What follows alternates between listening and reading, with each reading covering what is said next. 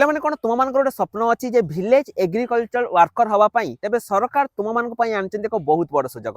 ବର୍ତ୍ତମାନ ସମୟରେ ଭିଏଡବ୍ଲ୍ୟୁ ପାଇଁ ଏକ ବହୁତ ବଡ଼ ସୁଯୋଗ ଆସିଛି। ଯଦି ତୁମ କ୍ୱାଲିଫିକେସନ +2 ସାଇନ୍ସ କିମ୍ବା ତୁମେ ଡିପ୍ଲୋମା କରିଛ ତାହେଲେ ତୁମେ ମାନେ ଏଠି ଆବେଦନ କରିପାରିବ। ବୟସ ତୁମର 21 ରୁ 42 ବର୍ଷ ଭିତରେ ଅଛି।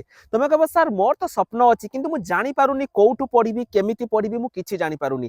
କେବଳ ତାହାରି ପାଇଁ ପିଲାମାନେ ଆମର ଗୋଟେ କିଷାନ ବେସ୍ ଷ୍ଟାର୍ଟ ହେଇଯାଇଛି ଯୋଉଠି ଆମେ ତୁମକୁ ପୁରା ବେସିକ ରୁ ପଢେଇବୁ ଯେ ତୁମେ କଣ ପଢିବ केमिति पढ़ेबो पूरा बेसिक रु पढ़ेबो एवं तमर जदि किछि फंडामेंटल भी डाउट अछि ताहा मध्ये हमें क्लियर करिवो।